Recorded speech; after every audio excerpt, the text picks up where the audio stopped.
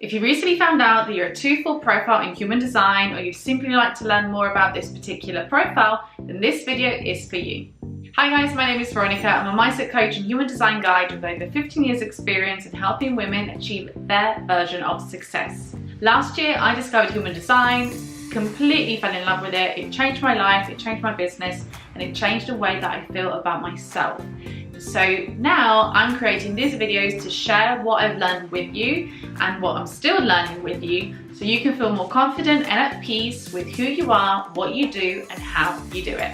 So if that sounds good, then make sure you follow along, subscribe to this channel if you haven't done so already, and give this video a thumbs up. Today we're going to be talking about the 2-4 profile in human design, which is known as the Hermit, Opportunist, or the Easy Breezy Genius. First of all, if you're new to human design, let's quickly talk about what profile is in general, and then we can start to dive deeper into this particular one. So profile in human design gives you insight into two particular things. Number one is the way that you see yourself and your internal experience of who you are. And number two is what you project out into the world, so what other people see in you and how other people perceive you. The duality of these different parts to you are represented in profile with two numbers. The first number gives you insight into your internal experience. This is also known as your conscious line or your personality line. The second number gives you insight into how other people see you. This is also known as your unconscious number, because often we're not actually aware of how we come across to other people, and it's also known as your design number. These two different numbers correspond to one of 6 lines in human design. Each line has its own qualities and characteristics, and they can come together in a variety of different combinations. As an example, you could be a 1-3, you could be a 2-5, or a 6-2. So the different combination will determine your overall profile. And there are 12 profiles, so there are 12 possible combinations in total. Now, if you're interested in understanding what about your chart or where in your body graph you can get the information that will tell you what your profile is or what someone else's profile is, then what you want to look at is your gate in both your conscious and unconscious sun. And in particular, you're interested in looking at the numbers after the decimal point. For example, as I'm showing you here, this person is a 1-3 because we can see the 0.1 in the conscious sun gate and the 0.3 in the unconscious sun gate. So line 2 is known as the Hermit. I'm a line 2, I'm a 2-5, not a 2-4, and we'll be speaking about the 2-5 in the next video, so make sure you're subscribed so you don't miss out when that comes out. But line 2, the Hermit, is someone who is naturally gifted. Is someone who has natural talents or natural skills that make them really good at particular things, and because of this natural talent, often someone with a line 2 doesn't even know, number one, that they are talented, and number two, how they do what they do. It comes so natural to them that they just take it for granted and they assume that whatever they are good at, everyone else is good at too. Something that is really different for someone with a line 2 and can also be a challenge at times is that they don't need to learn to be good at something from a particular external source. This is an innate skill or an innate talent that comes from within. So for the line 2, the focus really isn't on always gathering external information or always practicing. It's more about embracing what already comes naturally to you. These are the things that you can do with relatively little effort. These are the things that are just built into your natural behavior. Sometimes these are the things where people ask you, how are you good at this thing? Or how did you learn to do that? Or how do you know how to do that? And the truth is, for a line 2, they often don't even know. They don't know where that talent or skill came from. They just know. It's almost like a built-in part of who you are, part of the fabric of the way that you're built. One of the things to look out for with line 2 is that because these talents, these skills come so naturally to you, and because we also are brought up in a world that tells us that education is really important, that being book smart is really important, that passing tests is the way to measure your gifts, your talents, your skills, your knowledge base. Line 2s can often not even recognize their own strengths. They often don't see that the things that come natural to them are so powerful and are important and are of value. And so it's really important for a line 2 to have that external feedback, because often people noticing the things that you're good at is what is going to help you recognize them yourself. I can definitely relate to this, and for example, there are different things that I'm kind of naturally good at. One of them is connecting to people, and for a long time I just assumed that everyone was like that. I just assumed that everyone can see people the way I see them, that everyone could ask questions that needed to be asked, and could read body language, and could read a room. And sometimes your gifts are not as obvious as I'm super musical and I'm like a musical genius. Sometimes your skills and your talents are in the intricacies and in the nuances of your character. So they're not as obvious to notice, they're not as obvious to celebrate even, and to know what to do with them. I always knew I love talking to people and I love to have really meaningful conversations. I always knew I was really good at building rapport with people. I knew that, for example, people really opened up to me quickly, that I was good at inspiring them, encouraging them. I was good at spotting things that they hadn't noticed themselves, or at helping them reframe certain thought patterns. And this was before I even trained in psychology and to become a coach. I was always naturally good at doing that, even as a child. But of course, when your talent or skill in particular isn't a practical one, like I said, it's so much easier to overlook it and to assume that everyone is able to do the same things as you. Now, there are other things that I'm naturally good at, some things like drawing or being creative, and those were slightly more obvious or easy to spot or easy to notice.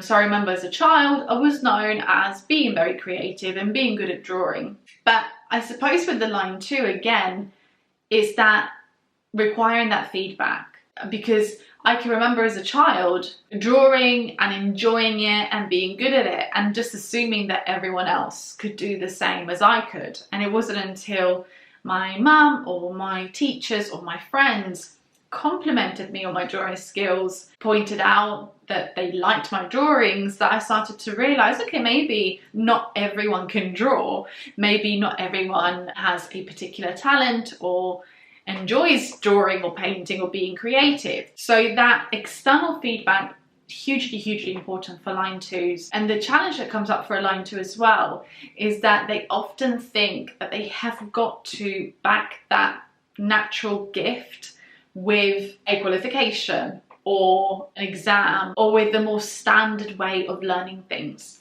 And the biggest gift that a line 2 can give to themselves is to lean into the fact that you don't have to do that.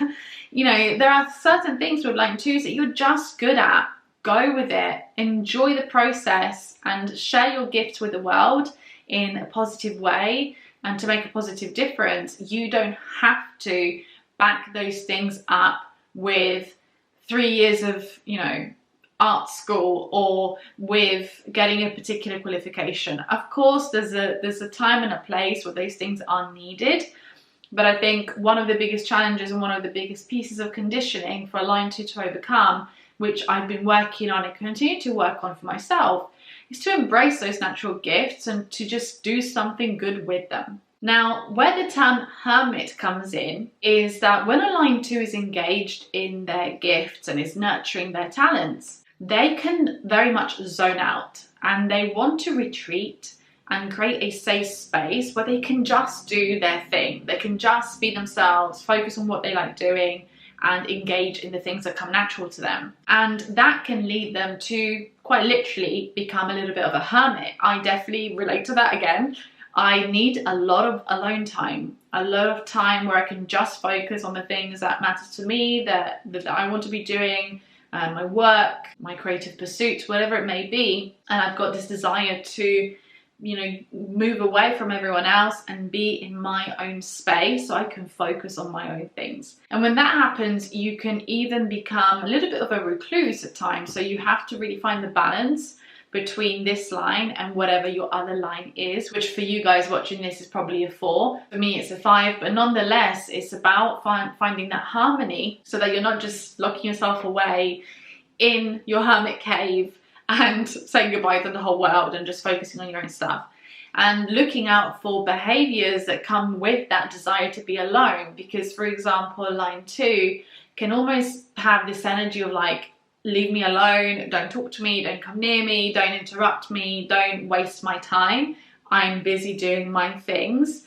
And so again, this is where we need to look at some of the conditioning that can come with this line and some of the ways that it might be showing up in your life, of course in a positive way, but also looking out for some of the implications that this energy, this line 2 energy brings, that you may need to be more aware of, especially when you are relating to other people and to the rest of the world. So line 4 is known as the opportunist.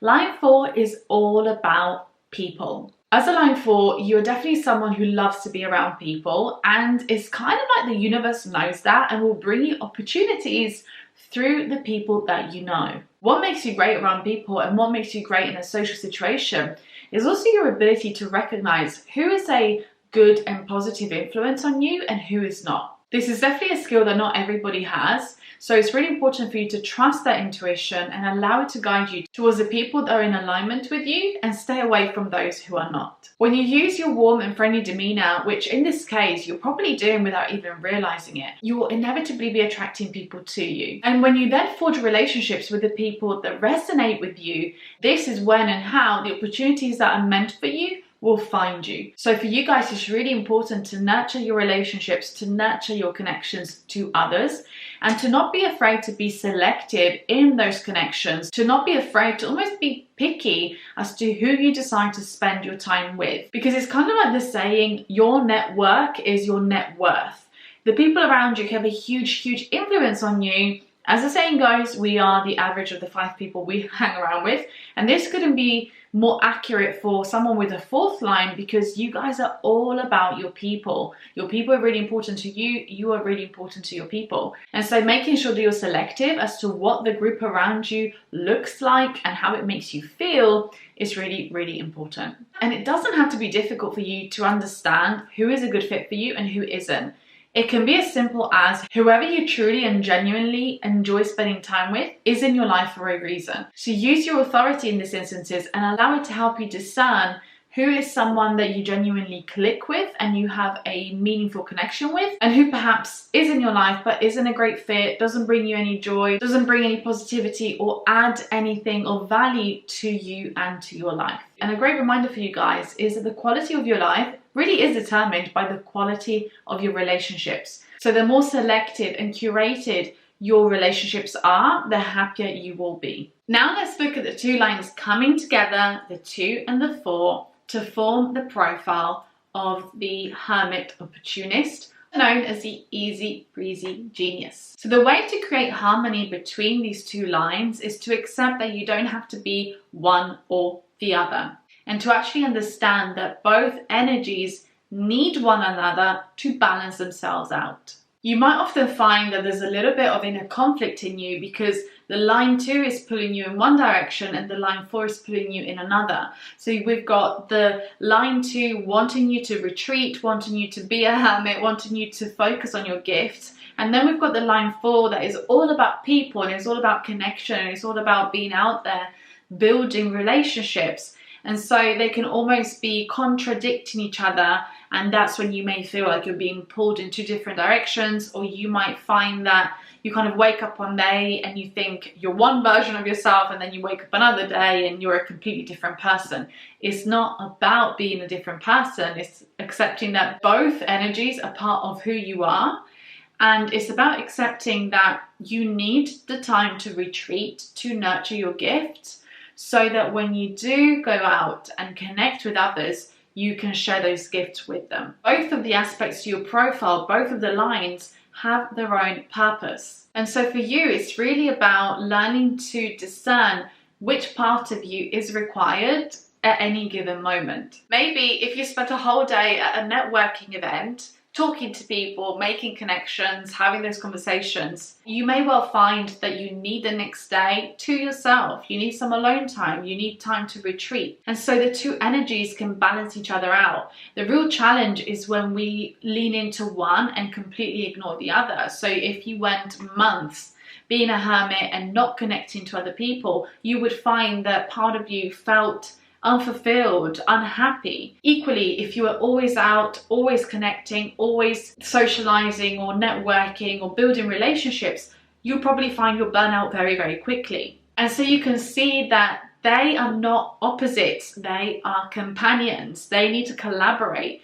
One energy needs the other in order to find that balance. It's kind of the yin and yang concept. You need the rest and you need the time alone to process and to hone your craft and to nurture your gifts. And then you need the exposure to the rest of the world, to your connections, to your people, to be able to share those gifts with them. And that will create a lot more balance, a lot more harmony, and a lot more happiness and fulfillment in who you are and in how you live your life. So bottom line, the key really is to have both. You don't have to choose. It's about having a safe, quiet space, sanctuary almost, where you can retreat and be yourself and be in your own energy and be with your own gifts, and then create the space and the time to go out into the world, to build those connections, to nurture those relationships, and to share your gifts with your people. Okay guys, that was the summary of the twofold profile, the easy breezy genius.